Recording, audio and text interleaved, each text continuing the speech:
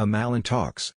Mungkin buat teman-teman yang belum tahu, ini Amalan lagi mencoba untuk live streaming, kasih edukasi mengenai finance dan hutang, dan nanti mengenai service-service yang Amalan berikan sebagai jasa manajemen utang.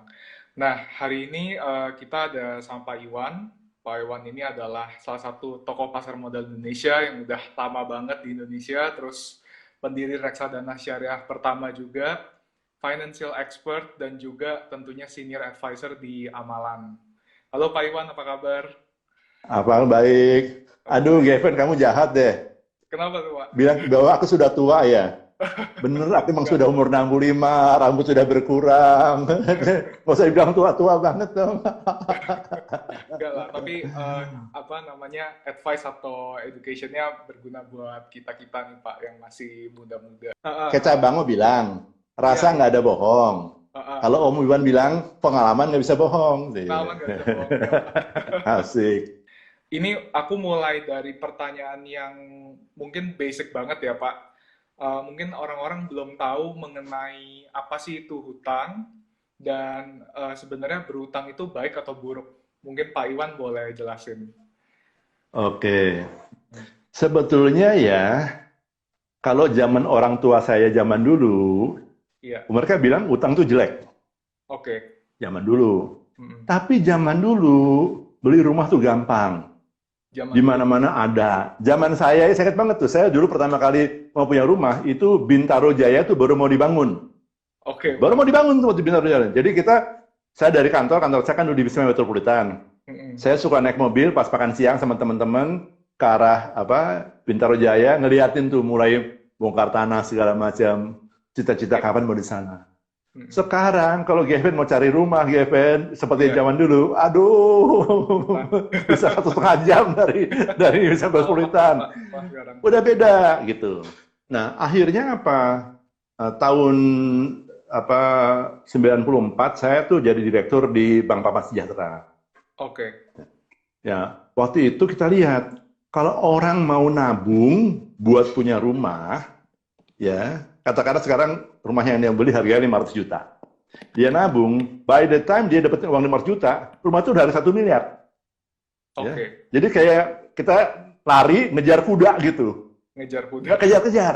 Kejar-kejar. Jadi mau nggak mau harus ada satu pihak yang menjembatani. Oke. Nah, menjembatani itu adalah pihak bank yang ngasih pinjaman Mm-mm. kepada GFN dan teman-teman, biar kudanya dipegang dulu tuh, diikat dulu, jangan kemana-mana. Ah, ah, Jadi GFN udah bisa ngejar sampai dapat uang buat down payment-nya, bisa naik kudanya, terus kemudian kuda sebagian masih milik bank, sebagian milik dia, bisa pakai terus sampai suatu ketika akhirnya milik GFN semuanya. Oke. Nah, itu bukan hanya GFN menolong diri sendiri, jangan salah. Banyak orang-orang tua kayak saya punya uang. Oke. Uangnya zaman dulu bisa diputerin, sekarang nggak bisa. Nah, kalau ada orang-orang kayak GFN yang butuh uang buat beli rumah, membayar cicilan segala macam, kan jadi tambahan pendapatan buat saya. Jadi orang-orang kayak GFN sama orang-orang saya dalam hal rumah akan saling tolong-menolong. Oke. Gitu.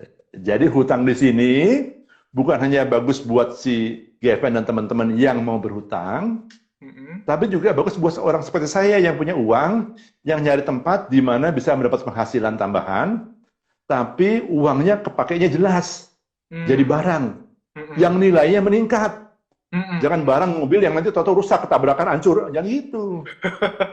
Gitu. Rumah kan tanahnya kan nggak akan hancur, ya kan? Rumahnya mungkin bisa kenapa, tapi tanah kan nggak akan hancur dan biasanya kan juga bisa dibangun kembali, jadi aman. Jadi gitu. Jadi buat teman-teman yang ambil KPR, Anda berguna bagi bangsa loh. Oh iya. Karena membuat orang-orang yang punya uang yang tua kayak saya bisa punya kesempatan naruh uang di tempat yang aman. Gitu. Ya kan? Pak, Nolong orang tua kamu juga. mau tanya nih Pak, kalau hutang produktif tuh artinya apa ya Pak? Kan kadang ada orang Haha. yang belum ngerti itu hutang produktif. Jadi gini, nah ini bagus sih pertanyaan ini. Uh-uh. Jadi gini, tahun 88 saya kerja di IBM, tadi saya masuk IBM 78 ya. Ya, orang tua aja, 78. Terus kemudian tahun 88 itu saya pindah ke perbankan. Saya masuk ke Lipo Bank, mulai membangun consumer banking di sana. Nah, waktu itu namanya consumer banking. Kenapa? Mereka punya corporate banking sama consumer banking. Oke. Akibatnya pembiayaan yang diberikan dianggap pembiayaan kepada consumer. Consumer, oke. Ya. Jadi diberikan kepada orang yang akan memakai barang yang dibeli. Oke. Nah, tetapi kata-kata consumer agak salah. To consume itu kan seperti kita minum nih. Ya kan? Minum nih, maaf ya. Silakan Pak, mari. Nah, jadi waktu minum itu kan itu barang hilang. Tapi rumah ini, emang Gavin bisa minum rumah?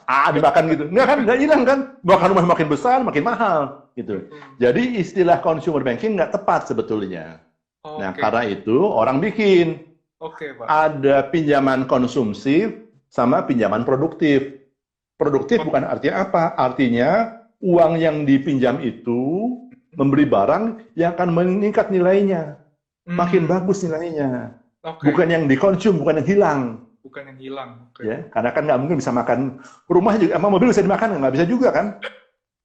Tapi mobil bisa sama Gavin ditabrakin hancur kayak yang kemarin tuh mobil ditabrak kereta api itu kan hancur gitu. Rumah kan gitu kan kecil banget gitu. Ya, jadi namanya produktif, istilah maksudnya adalah barang yang kamu beli dengan pinjaman tersebut itu bisa kamu pakai, bukan konsum ya, bisa kamu use, bisa pakai. Kemudian nilainya akan meningkat. Nilainya akan meningkat. Seperti rumah atau tanah ya, Pak? Seperti rumah, tanah gitu, secara umum gitu. Nah, jadi itu namanya produktif. Nah, kalau kamu beli TV, sekarang pertanyaan. TV konsumtif atau produktif nggak? Ayo. Konsumtif, karena tergantung. Kalau Gavin pakai TV buat nonton film, nonton drama Korea, konsumtif. Tapi kalau Kevin beli TV, dipakai buat memonitor kegiatan usaha, produktif. Oh, iya Pak. Karena dari memonitor usaha tersebut, ada nilai tambah diberikan. Oke? Jadi jangan cuma lihat barangnya. Dipakai buat apa? Tergantung handphone. Plusnya ya. Betul, sehingga dia memberikan hasil atau nilai tambah atau tidak. Gitu. Pak. Oh, jadi tercerahkan nih sekarang. Asik, makanya kamu tambah cerah. Iya. Langsung next ke pertanyaannya ini, Pak. Misalnya Pak, kita kan sekarang lagi di masa pandemi ya, terus banyak orang yang punya hutang, terus sulit untuk melunasi hutangnya, Pak. Kira-kira dari Pak Iwan, pandangan Pak Iwan sendiri, ada nggak tips-tips smart way yang mungkin bisa membantu orang-orang melunasi hutangnya satu persatu mungkin, atau gimana Pak? Oke, jadi gini, ada dua hal yang berbeda. Ya. Ada orang yang punya hutang yang bagus, artinya cicilannya itu masih di bawah sepertiga penghasilannya dia, ya, itu hutangnya masih bagus. Kemudian karena masalah pendapatan atau segala macam ekonomi, penghasilan dia turun, akibatnya cicilan yang katakan tadi 3 juta, uangnya penghasilan 10 juta, sekarang penghasilan turun 5 juta, kan berarti 3/5 jadi 60%. Ya kan? Pak. Nah, yang seperti ini, masa kita suruh hidup dengan 2 juta? Ya nggak bisa lah. Iya. Ya, semua kan hidup sehemat-hematnya kan ada minimumnya dong, nggak mungkin nggak akan minimumnya. Gitu. Jadi kalau kita punya 5 juta, buat hidup minimum 4,5 lah, minimum lah. Ya. Di bawah 4 bukan nggak bisa, tapi aduh, kejem banget lah ya. Mepet lah. 5 juta bagus. Ya, artinya maksimum paling bawah 4,5. Berarti kamu punya 5,5 gitu. Nah, tapi begitu penghasilan turun jadi 5 juta, berarti cuma 3,5 juta kan? Gitu. Ya, jadi kan nggak mungkin kamu bisa bayarin. Nah, untuk itu harus datang ke bank yang memberi pinjaman. Negosiasi, minta kesempatan. Pertanyaan berikutnya adalah, berapa lama akan seperti ini kondisi kamu? Sebulan, 2 bulan, 3 bulan, 6 bulan, setahun? Gitu. Mungkin. Nah, kemudian,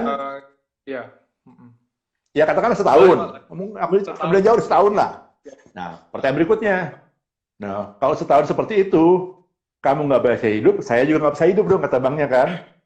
Ya, kamu ngapain nih sekarang nih? Mau tindakan apa? Bisa nggak nyari penghasilan yang lain? Ya kan? Mm-mm. Gitu. Iya. Kalau enggak, kita balik lagi. Kemarin pinjaman dipakai buat apa sih? Oke. Nah, Prioritas katakanlah gitu ya, Pak. pinjaman dipakai buat ya nyicil motor misalkan. Nyicil Nah, motor. sekarang kalau motornya dijual gimana?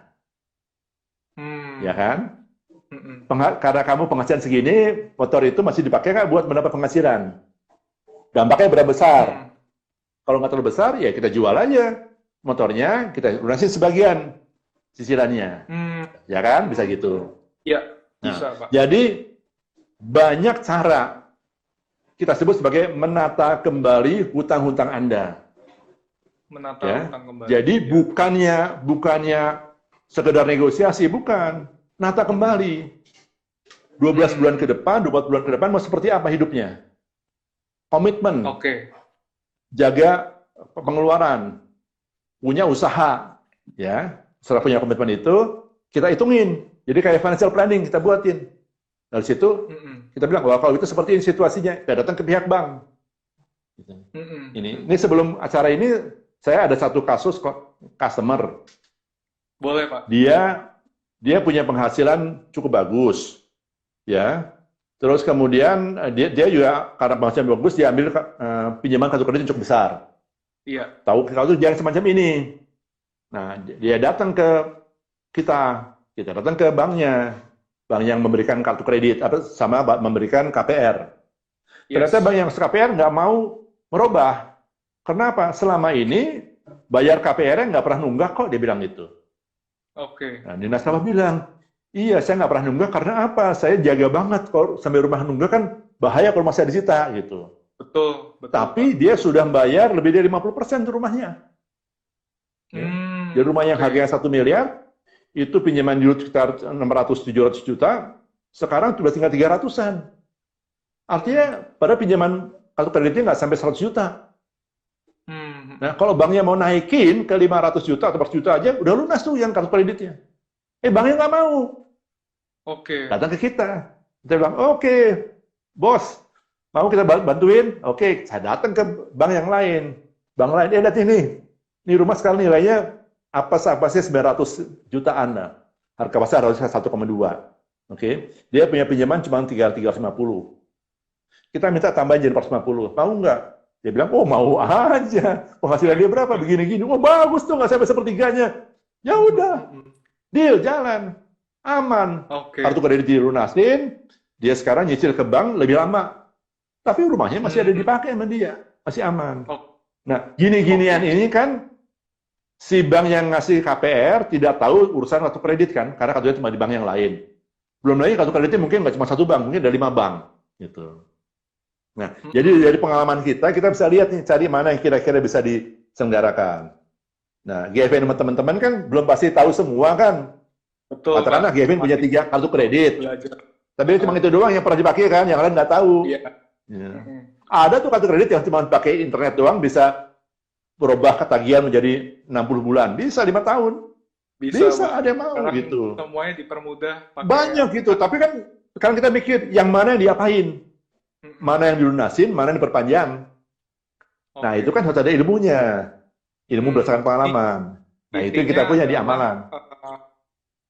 Kalau ada masalah hutang, kemudian mungkin pusing orang-orang untuk manage gimana pembayarannya, bisa kontak amalan, karena amalan ini adalah jasa yang bisa membantu teman-teman di sini untuk yang memanage untuk kesulitan melunasi utang atau kredit tanpa amunan, juga KPR ya Pak, kepada bank-bank. Ya. Dan amalan ini sudah tercatat di OJK, di surat nomor S103 MS72 2019, dan juga tersertifikasi IAPDA atau International Association of Professional Debt Arbitrators. Dan juga amalan ini sudah tergabung di Asosiasi Fintech Indonesia. Jadi buat teman-teman, mungkin kalau ada pertanyaan boleh taruh di question box di bawah. Udah tuh. Dan juga nanti kita akan... siapa? Mardian Yuli mau tolong gimana caranya? Ya kan? Nanti Pak, Kevin jawab dong, gimana caranya? kita jawab pertanyaan-pertanyaannya. Nanti aku taruh nomor teleponnya Amalan biar Mas Mardian Yuli atau Mbak Mardian Yuli bisa kontak ke Kayaknya Amalan Mbak langsung. deh, Yuli Mardian ya. Mbak, Iya, Mbak kalau enggak Yuli. Mbak, nanti datang ke Instagram saya aja deh, kasih respon di Oh sana, iya, nanti saya beresin. Aman lah. ke Instagram Ya. Pak Iwan. Oke. Nih next nih Pak, Ya, coba kayak bawa studi kasus gitu ya Pak. Jadi saya 8 tahun, sudah menikah, punya 3 anak. Masih aktif sekolah anak-anaknya. Suami pekerjaan karena pandemi terus? corona dan kami punya utang di bank sebesar 50 juta, sementara saya hanya ibu rumah tangga. Apa yang harus kami lakukan untuk melunasi utang tersebut? Gitu Pak. Oke. Ya, pertanyaan sekarang itu kan harus tahu, kayak saya bilang tadi, utangnya berapa, dari mana, kemarin dipakai buat apa. Itu yang pertama kali Iya. harus. Di sini nggak bisa kita jawab semua secara lengkap lah. Jadi kita akan selidiki dulu, kemarin utangnya berapa, Iya. dari mana saja, dan dipakai buat apa. Kemudian terms condition utang seperti apa, itu kita pelajari. Kemudian kita lihat kondisi ibu ini sama suaminya, itu sekarang rumahnya seperti apa, punya harta apa lagi, kemudian untuk biaya hidup seperti apa. Oke, rencana ke depan, 12 bulan ke depan, dengan kondisi pandemi ini, akan hidup dengan cara seperti apa. Ya. Dari data itu, informasi itu, nanti saya sama beberapa teman di Amalan yang punya sertifikasi sebagai financial planner, akan menghitung, membuat usulan, gimana pengaturan keuangan Bapak Ibu selama 12 bulan, 24 bulan ke depan. Nah, dari situ dapat kira-kira berapa kemampuan untuk menyisir hutang. Ya, dan kemudian dari sana kita datang, oke, mau seperti ini, mau bantuan sama kita, ini perjanjiannya, silakan tanda tangan. Kemudian kita akan datang ke masing-masing bank untuk menanyakan, bisa nggak diatur seperti ini? Tentu yang bunganya, yang aturannya paling berat, kita lunasin duluan. Iya. Gitu. Dilunasin kan, duluan. kalau perlu gini, katakanlah kita punya 3 kartu kredit yang beda-beda. Ya. Yang berat-berat 2 kita lunasin, kita bilang sama yang ketiga, boleh nggak ditambahin, tapi panjangin bayarnya 60 bulan. Ya kan? Oke, Pak. Sekian seperti ini, mau nggak gitu? Oke. Nah, untuk itu syaratnya apa? Apakah rekening banknya dialihkan ke sana, segala macam. Dan kalau punya KPR, nah itu kredit yang produktif atau kredit buat motor atau buat mobil, jangan sedih. Itu adalah kekuatannya. Oke, Pak. Ya. Jadi jangka waktunya KPR, jangka waktunya kredit mobil itu bisa diperpanjang. Ya, motor juga bisa diperpanjang, bisa juga dijual, bisa ditukar mobil yang lebih kecil atau motor lebih kecil bisa. Itu kita atur nanti mana yang terbaik. Nggak selalu menjual baik. Nah, kadang-kadang mau perpanjang baik. Ya. Saya dengan mudah bisa datang ke bank kalau kita punya rumah mobil yang masih bagus dan selama ini sejarah cukup bagus, kita punya rencana pembayaran bagus, datang ke dia. Bang, tolong dong panjangin ini 2 tahun lagi, 3 tahun lagi, ya, sehingga cicilan bulanannya berkurang.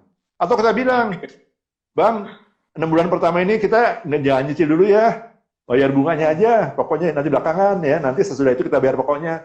Ya, selama kita ngomong dengan jelas, rencana jelas, dan banknya lihat bahwa kita serius mau menyelesaikan utang kita, buat bank itu bagus. Kenapa? Bank tuh nggak pengen punya masalah sama nasabah. Bukan dia mau sok gagah, kamu harus bayar, nggak gitu. Kalau diperas-peras, digalakin juga nggak bisa bayar, buat apa? Jadi masalah juga kan. Lebih baik kan dinyatakan dengan baik-baik, dengan senyum, dengan muka yang menyenangkan, jadi akhirnya dapat solusi. Semua senang gitu. Bahkan juga bukan yang maunya galak-galak, enggak kok, jangan salah. Saya lama di bank, saya dulu yang memulai consumer banking di Lipo Bank, saya juga cukup lama lah ngurusin macam-macam, saya pernah di Bank Papas Sejahtera, jadi saya tahu lah, bank bukan orang jahat kok, bukan mau galak, bukan kok, bukan. Maunya semua nggak ada masalah. Oke. Jadi semuanya bisa dibicarakan baik-baik untuk cari jalan keluarnya gitu ya, Pak? Kuncinya adalah, Bapak Ibu sekalian, kakak adik, mbak-mbak, mas yang semua punya masalah ini sekarang, harus punya keinginan untuk memperbaiki. Dan untuk itu, ya mungkin harus mau menghemat saat ini. Ya nggak apa-apa lah, hemat-hemat dikit gitu kan. Terus juga sekarang punya uang banyak juga mau buat ngapain kan. Tuh, Saya udah ya. berapa lama tidak datang ke Starbucks, orang mau banget ke Starbucks. Jadi hemat tuh, hemat tuh. Jadi, Jangan kan Starbucks ke potong rambut aja udah hemat berapa banyak nih? 6 iya. bulan nggak pernah potong rambut. Oke, Aduh. oke Pak. Ini ada pertanyaan nih Pak, live dari Mas Heru Jaya. Ditanya Pak, apakah amalan itu P2P? Mungkin yang dimaksud P2P lending kali ya Pak? Amalan itu tergolong yang kelompok yang namanya inovasi keuangan digital. Sedangkan yang P2P lending, equity crowdfunding segala macam itu termasuk di dalam namanya fintech. Ya, jadi kita bukannya fintech, kita inovasi keuangan digital. Jadi kita tidak bisa menjadi pihak yang memberikan pembiayaan, nggak boleh.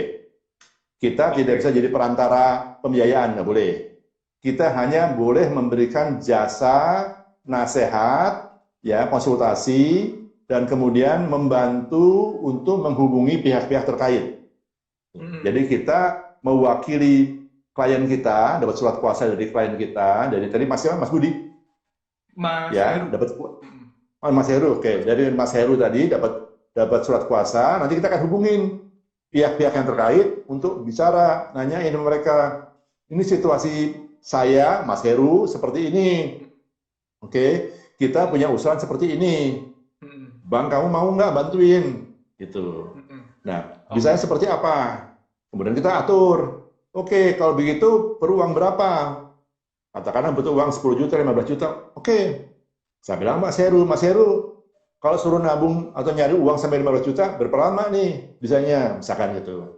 Oke, Mas Heru bilang 6 bulan, 9 bulan. Oke, kita bilang, Bang, sorry ya, kita aturin dulu sampai 6 bulan, 9 bulan sampai dapat uangnya, nanti setelah dapat uangnya kita ke bank lagi. Oke ya, oke, gitu. Jadi dengan demikian, waktu Mas Heru mulai menabung, menyisihkan uang untuk menyelesaikan masalah, udah punya keyakinan bahwa kalau tercapai, masalah akan bisa selesai. Gitu. Jadi, bukannya kita bilang ke Mas Heru, terus ini kamu punya apa? Saya sita komputer atau enggak? Gimana Mas Heru hidup dengan tetap nyaman sebagai keluarga, sebagai manusia, berusaha sekuat tenaga, berdoa sama Tuhan agar diberikan banyak jalan, ya, diberikan rezeki. Kemudian kita bikin rencananya ke depan. Kita hubungan sama banknya. Jadi semua depositor segala macam ketubuhan sama kita, nanti nggak mau Mas Heru lagi. Ada yang tanya lagi nih Pak. Hai amalan, kendala saya punya KTA, saya miliki adalah KTA, kartu kredit, dan pinjaman ke orang. Minta saran Pak, minta saran dari Pak Iwan, gimana mengatasi kredit yang dia miliki, yaitu KTA, kartu kredit, dan pinjaman ke orang. Oke, jadi Mbak, pinjaman apapun sebetulnya sama aja kan? Orang yang ngasih pinjaman, pengen pinjamannya dibalikin. Ya, kalau ada bunga atau bagi hasil whatever dibayar, kan seperti itu. Oke. Nah, sekarang tinggal balik ke kita. Sekarang kemampuan kita seperti apa? Oke. Dari kemampuan kita itu kita akan negosiasi sama pihak yang bersangkutan. Jadi dengan cara semacam itu nanti bisa cari jalan. Nah, kita kan belum ngomong nih, Mbak ini punya rumah apa enggak? Tinggalnya seperti apa?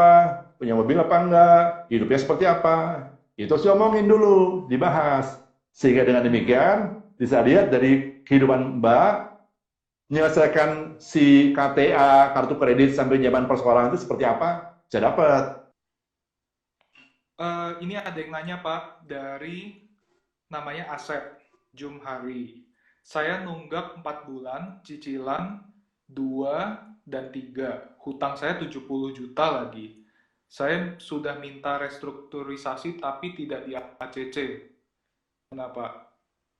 Ini dari Pak Asep. Iya, oke. Sebetulnya saat ini Pak Asep, lembaga keuangan itu punya aturan main masing-masing, gitu. Dan karena yang datang minta itu banyak banget, ya, maka mereka memprosesnya sesuai dengan aturan saja. Jadi kalau informasi yang Pak Asep berikan tidak sesuai sama aturan tersebut, dia main cap tolak aja. Ini saya bilang tadi kejadian nasabah kita nih. Ya, ditolak sama si Bang A. Saya bilang, ya udah nggak apa-apa, kita datang ke Bank B. Bank B ngasih. Jadi kalau rasid ke Bank A, dia lanjutin ke Bank B. Karena masalah. Oke. Gitu. Karena gini, kadang-kadang kan officer di bank itu kan juga harus liatin aturan mainnya kan. Dia kan aturan main seperti ini, Pak Asep punya datanya nggak lengkap, pusing lah, matiin aja gitu. Ya. Oke. Oke. Lanjut Pak. Ini pertanyaan bagus. Siap. Salah satu kelebihan amalan karena terdaftar di OJK. Kenapa itu menjadi kelebihan? Terima kasih. Mau Miri, Kak. Oh gini, OJK itu kan sebagai otoritas jasa keuangan, salah satu tugasnya adalah perlindungan konsumen, perlindungan nasabah. Ya, jadi semua yang sudah tercatat atau terdaftar atau mendapat lisensi, level itu pertama tercatat dulu, kemudian kedua terdaftar, ketiga mendapatkan izin atau lisensi. Nah itu kegiatannya diperhatikan oleh OJK. Kalau kita melakukan satu kesalahan, OJK akan menegur kita. Gitu. Jadi dengan demikian lebih aman karena bisa diajukan ke OJK, pemilik perusahaan ini, para direksinya diketahui oleh OJK. Kalau ada apa-apa, kita nggak bisa ngabur, OJK tahu rumah kita di mana, tahu secara hukum bisa ngejar kita seperti apa. Jadi lebih tenang. Kalau Anda cuma ketemu orang di internet aja, kayak sama Gavin, ketemu di internet kayak gini, saya ketemu di internet, Anda nggak tahu kan? Gavin sehari-hari seperti apa, saya seperti apa, kan nggak tahu. Ngomongnya mungkin manis, bagus. Tahu kan? Saya punya tuh data.